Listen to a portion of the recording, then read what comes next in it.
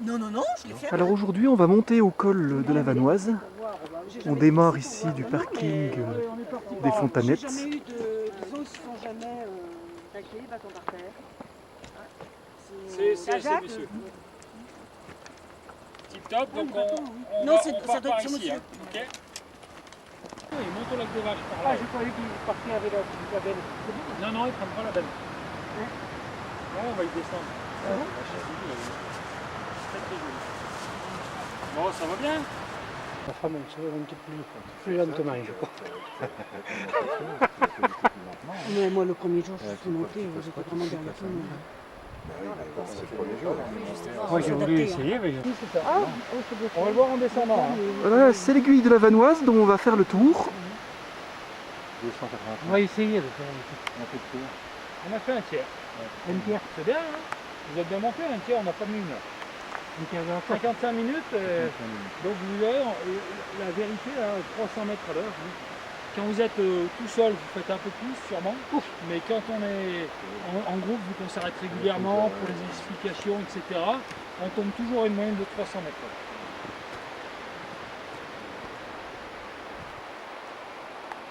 J'espère qu'il est un peu. On voit bien le travail de l'érosion du glacier.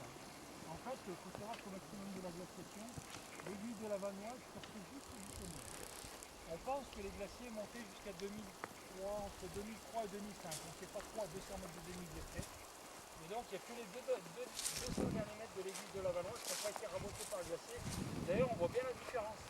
Si vous regardez les crêtes au sommet, elles sont un petit peu acérées et d'un coup on voit des dalles assez lisses. C'est le travail du polissage du glacier, ça. Et, ouais. Et là donc on imagine bien l'altitude à laquelle c'était.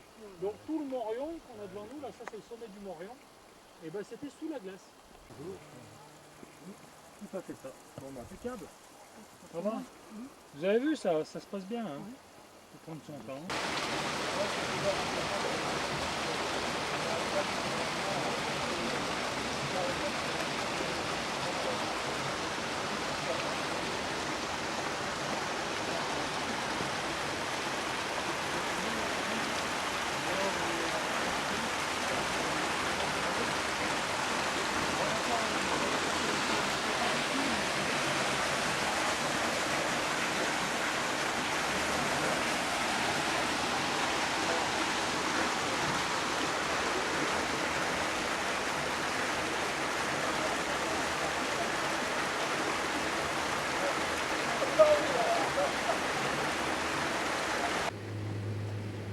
Bon, moi j'ai une Madeleine qui est plutôt purée. Hein. Ah, chaque fois, Ah, elle range du sac et puis oui. Si tu la mets au mauvais endroit dans le sac, t'es garanti.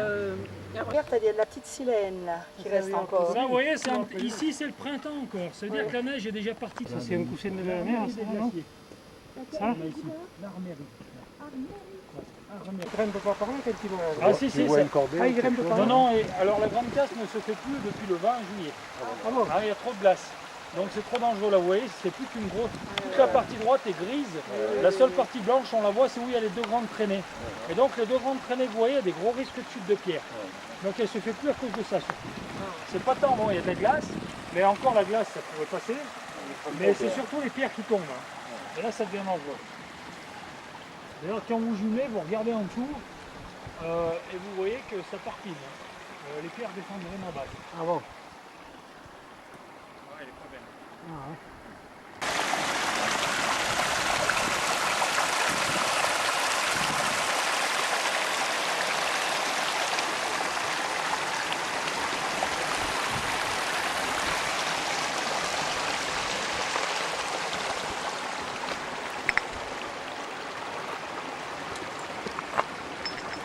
Ici, on est sur des calcaires.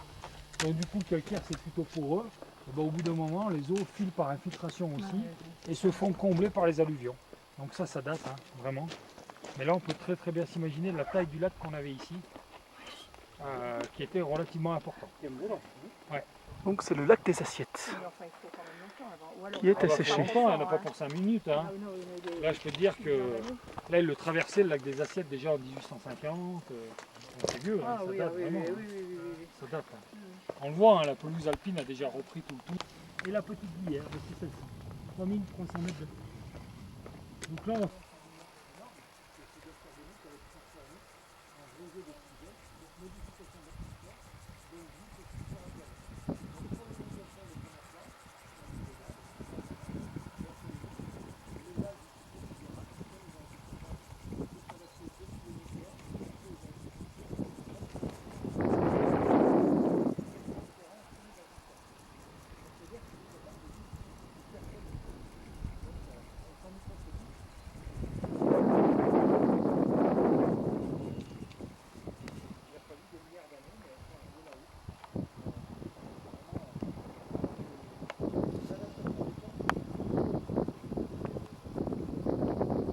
Ouais, les premiers, ils avaient gravi la première pointe que tu vois à droite. Là. Nous arrivons au refuge de la Grande C'est Casse. vrai que de là, on a La vraiment pointe l'impression Mathius. qu'elle est plus haute hein, de là, c'est vrai. Hein. Oui, parce que ici, tu...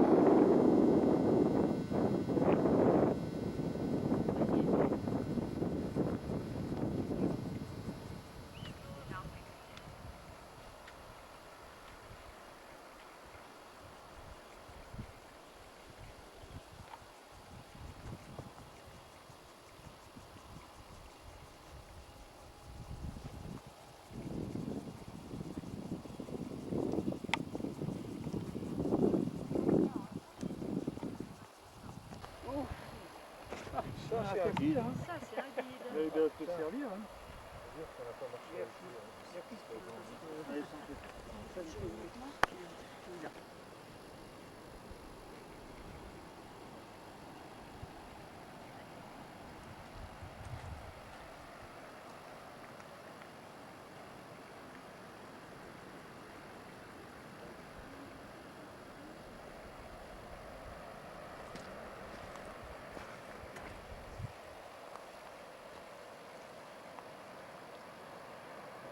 Avance de nouveau, qui rabotent et ils écartent les roches en fait. Si vous voulez. Et en écartant les Voilà roches, le lac long. et ben, du coup ça crée des pyramides. Le rocher, après l'érosion a fait son chemin aussi et accentue cette pyramide-là. C'est la moraine. Ça c'est une moraine latérale. De chaque côté, on en revoit une ici, hein, qui viennent du col de la Grande Casse, le gros éboulis en face. Ah ouais, c'est une immense moraine latérale, trop bien. C'est quand il avançait. Et donc pendant le PAG, le montage glaciaire, donc les glaciers ont de nouveau avancé, vous voyez, le glacier arrivait jusque là, il faisait tampon dans le. Il faisait tampon ici dans le lac. Ok, et l'autre glacier de la Grande Casse, il descendait, et il faisait un verrou, par où on va descendre tout à l'heure, on va passer par là. Il faisait vraiment un verrou. Dans cette gorge-là, surtout entre Miki et Brigade. On a l'impression que c'est tout ça, comme une voiture. Imaginez tout ça rempli d'arbres, et juste un petit sentier qu'il faut au début exploiter, couper les arbres, essayer de faire le rythme qu'il faut, et avec le moyen qu'il y avait aux usines provinciales. C'était autre chose qu'aujourd'hui. On va regarder la Grande Casse de très près. Ouais, parce que là souvent le gardien, donc il y a le gardien il y a son 4x4 là, mais souvent il n'arrive pas à monter dans le premier route, parce que là il y a des nivelles tout le long. Et ouais, là c'est à l'ombre tout le long derrière là-bas. Ah oui. Et du coup il n'arrive pas à venir. Parce qu'il vit là, il vit là l'hiver. Non, mais il ouvre lui à partir du mois de mars pour les alpinistes, il vient faire la rentrée sans ski. 15 mars, 15 septembre. Grosse saison là. Vous voulez faire quoi? Bon, c'est déjà 2h05, c'est vous qui me dites. Si vous ressentez. Si on peut pas se faire rien. Enfin, Non, c'est vous qui voyez. Moi, on on voit. prend le temps. Hein. Après, de toute façon, la descente, hein, ça va vite. Ça va vite. Hein. Moi, je suis, hein, comme je bois pas de café, D'accord. ça ne sert à rien. Enfin, ça ne sert à rien. Pour moi, pour les autres, oui, moi je De suis. toute façon, j'ai pas de monnaie, donc je risque pas de boire un café.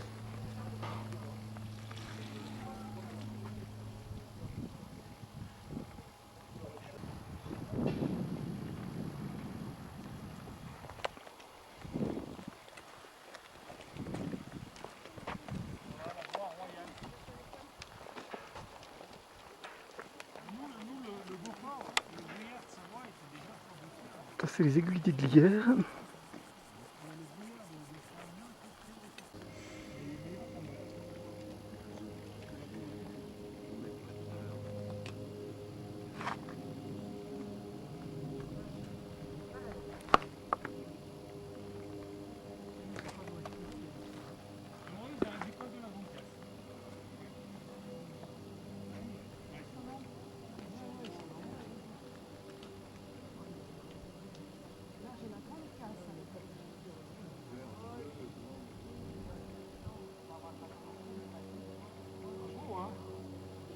Les couleurs sont bonnes.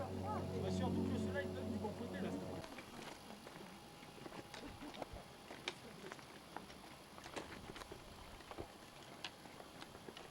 En fait, il faisait un blocage vraiment.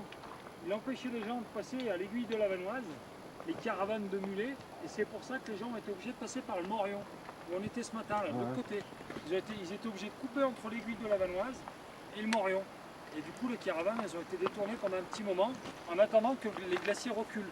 Parce qu'en fait, c'est un effondrement de sérac en 1816 qui a fait que ça a complètement bouché le coin. Là. Et donc, les gars...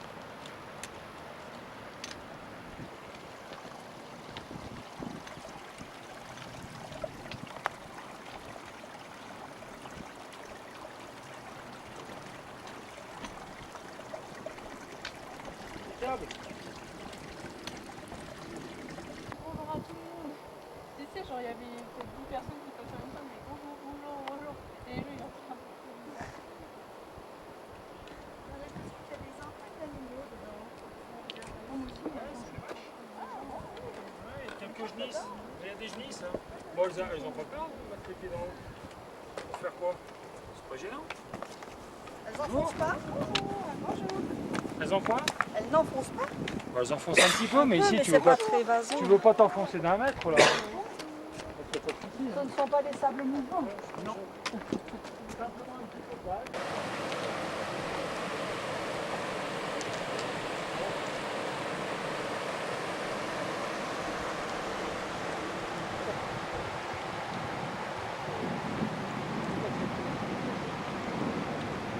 Ah voilà l'aiguille de la Vanoise.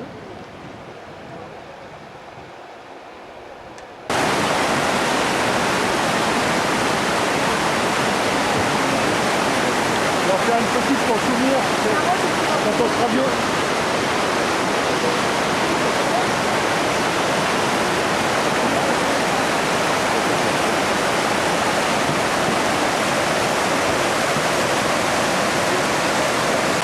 La lumière est vraiment belle.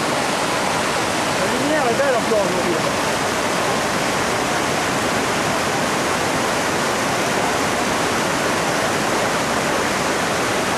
Les méandres du ruisseau. On voit bien là. Hein.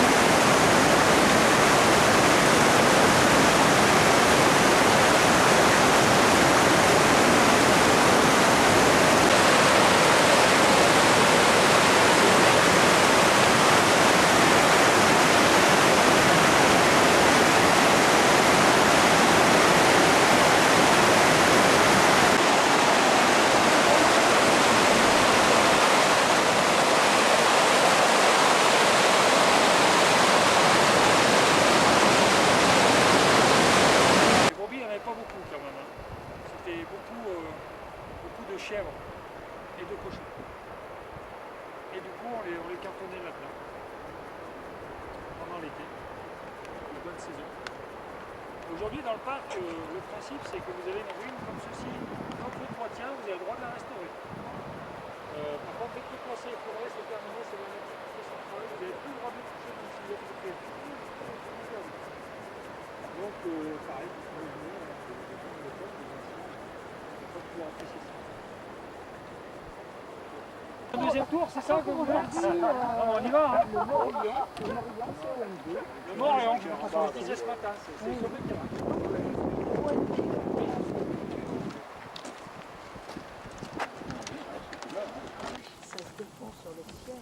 Donc c'est le refuge des Barmettes. Ouais, là on est en piste bleue. En fait, faut vraiment s'imaginer un cran en dessous quand on est à ski que quand on est à pied. Donc là par exemple, la pente qui est là, c'est une piste noire. Tu vois, donc c'est sûr que là tout le monde droit pied dedans. On est sur domaine skiable vraiment très au nord. Donc voilà, c'est la partie entre guillemets moins intéressante, c'est celle où on débute.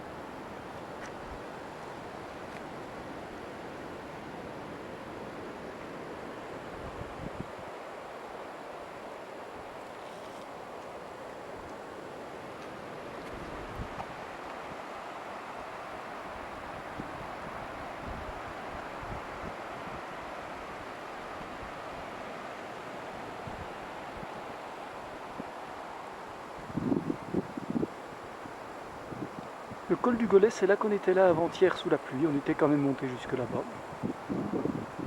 Et un peu plus haut jusqu'au col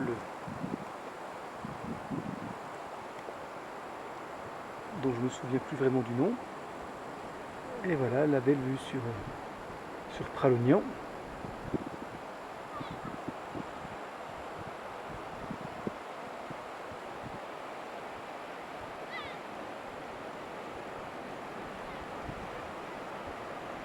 Un peu plus de 100 mètres plus haut.